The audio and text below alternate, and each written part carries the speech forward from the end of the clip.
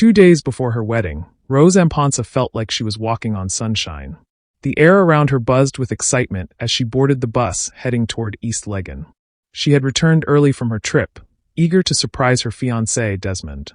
Just the thought of his smile, his warm embrace, and their life together made her heart flutter.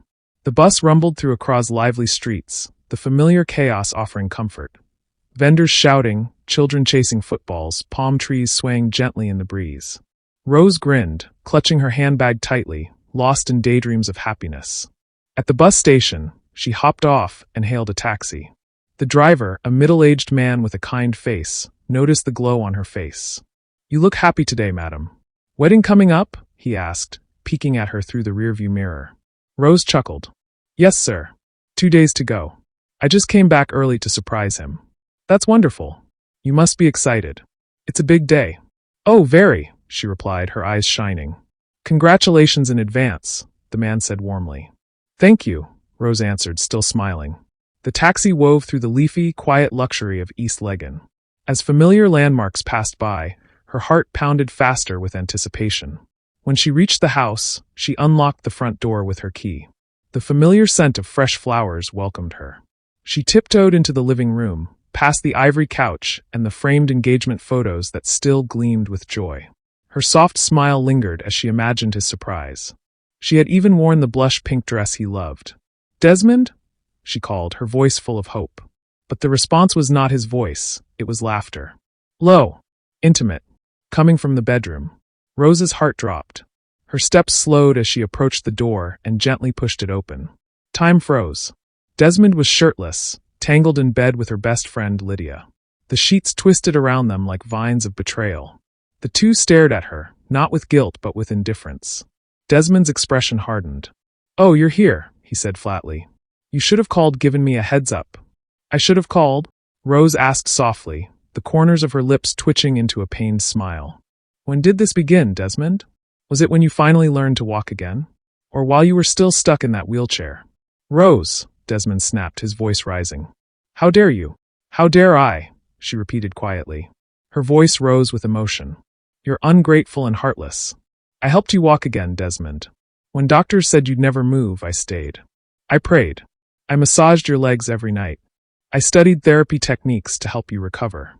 I gave everything to you, and this is how you repay me." Lydia crossed her arms, unapologetic. "Don't act like a saint, Rose. You were always too perfect." It was irritating. Rose turned to her, her eyes icy. "A saint? Lydia, have you forgotten what I did for you? When you couldn't care for your mother during her illness, I was there. I paid your university fees. Your hostel bills, every year, remember? And this is your thank you."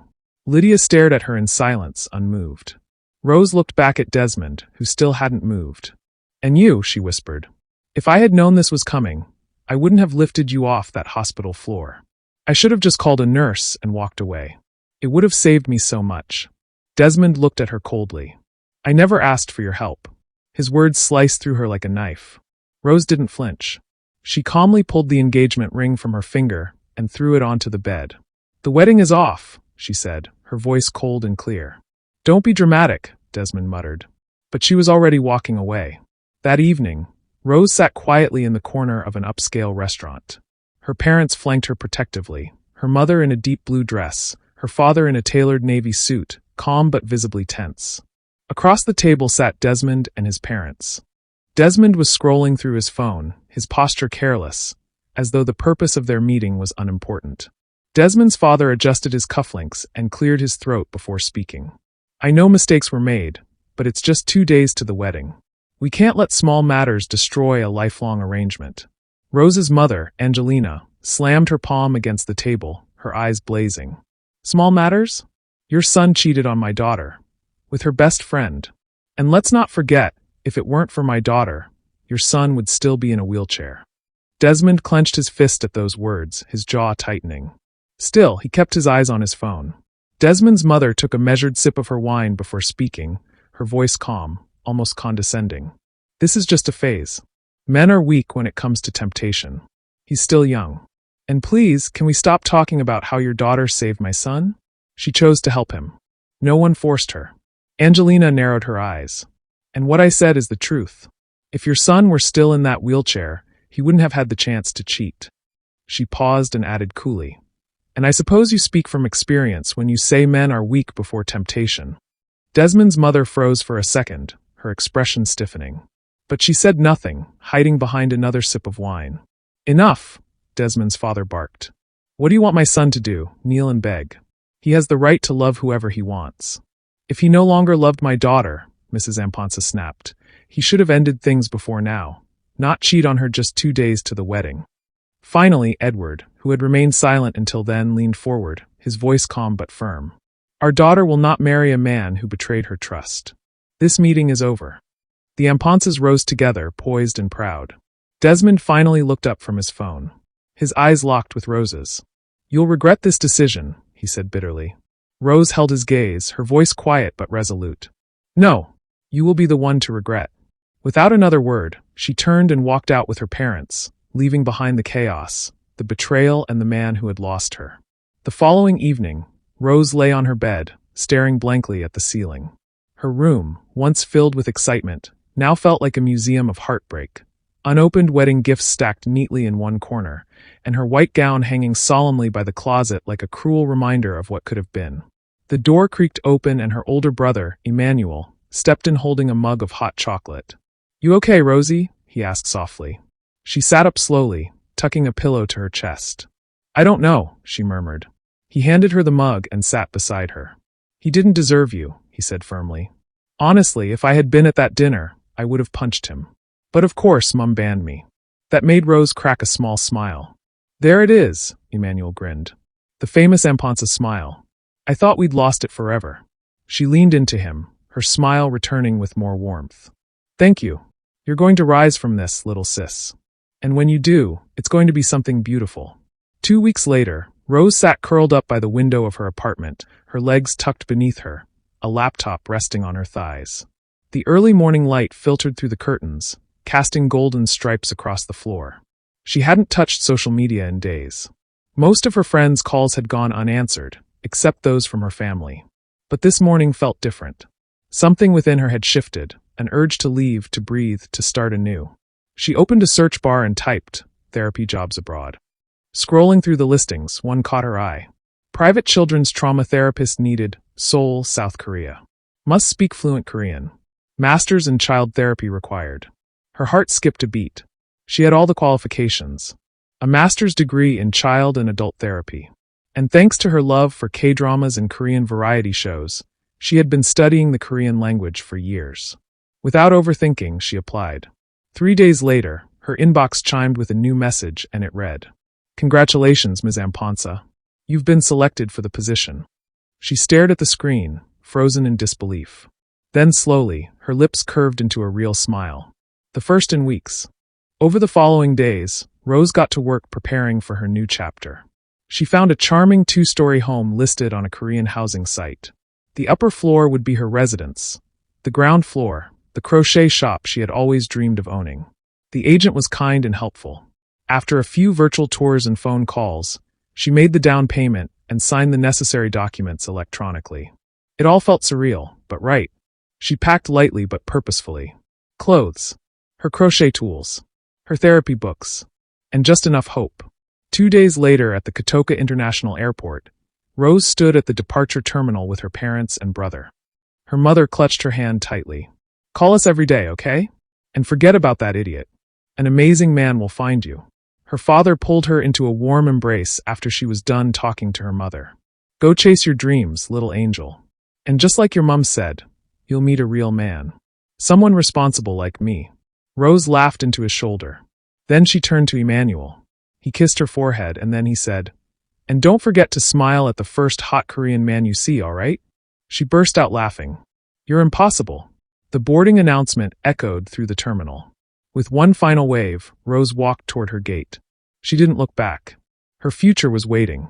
When Rose arrived at Incheon International Airport, she stepped into the arrivals hall, scanning the crowd. A middle-aged woman with kind eyes and a bright smile stood holding a sign that read, Ms. Amponsah. Rose walked up to her. Immediately she saw the sign. You must be Rose. Yes. Thank you for meeting me.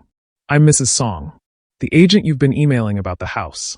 Come, let's get a taxi, and when we get there, I will show you your new neighborhood. Rose followed her, suitcase in hand, as they made their way to the taxi stands just outside the airport doors. Once inside a taxi, they headed toward her new home. As they drove through the streets, Rose took in the sights, quaint shops, cozy cafes, and couples strolling hand in hand.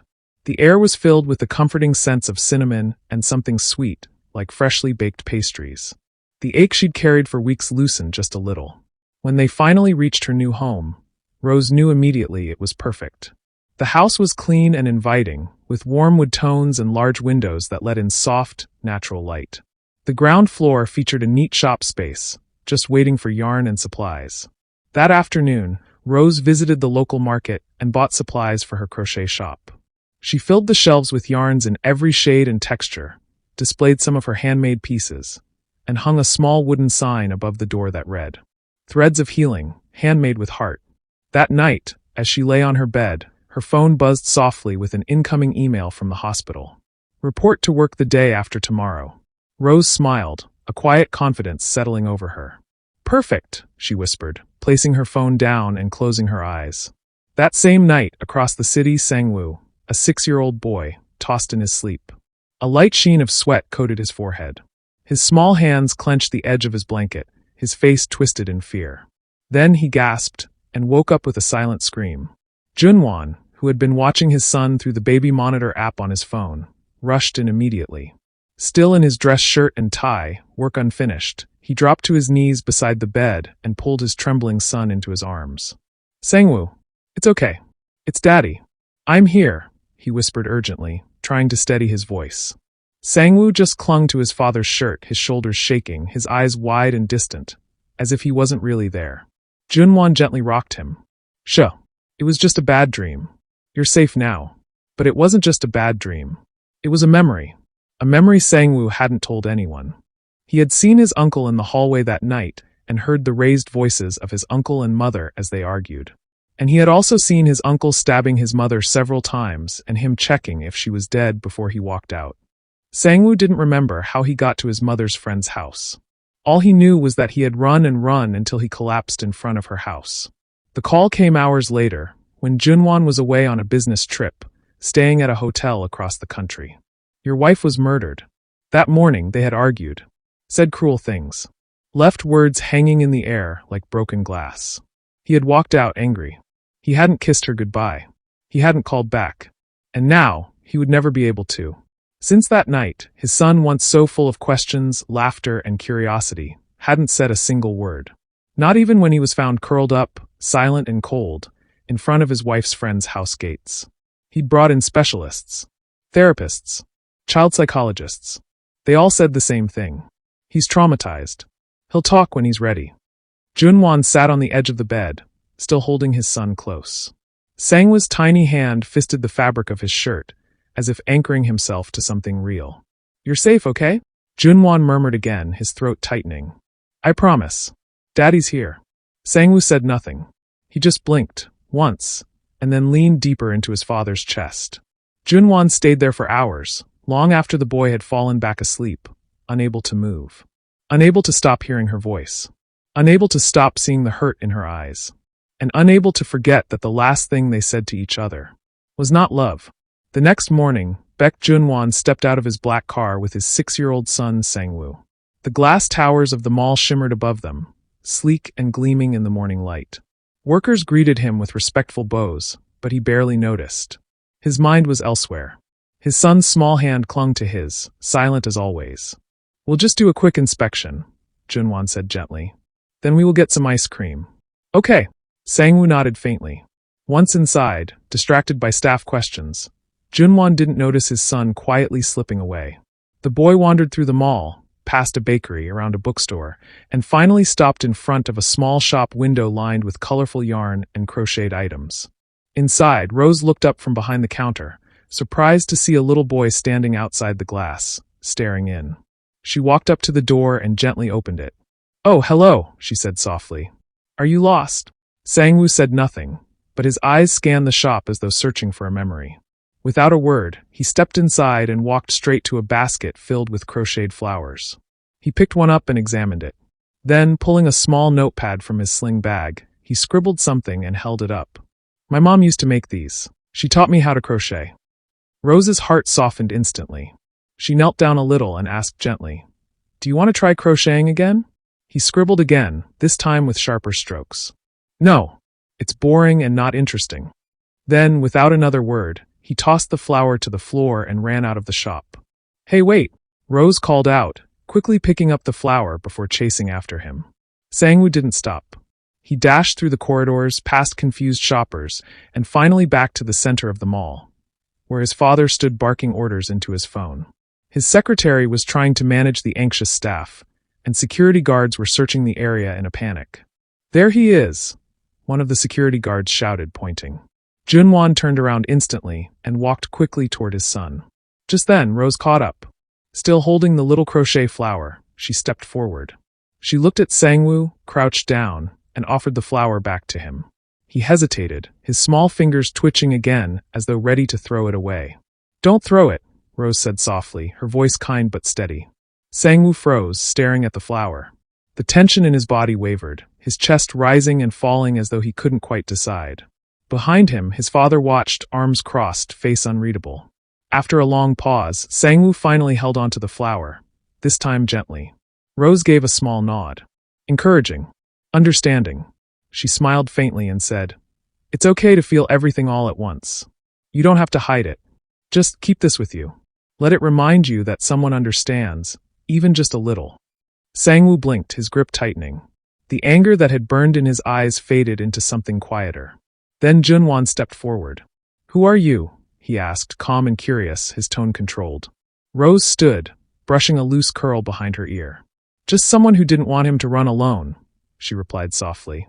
She gave Sangwoo one last warm look, then turned and walked away into the crowd. Junwan's gaze followed her until she disappeared from sight. Then he turned to his secretary. "Find out who she is," he said quietly. The secretary nodded, already dialing. And just like that, the moment ended. But a thread had been pulled, and somewhere deep in the silence between a man, his son, and a stranger, something had begun to unravel.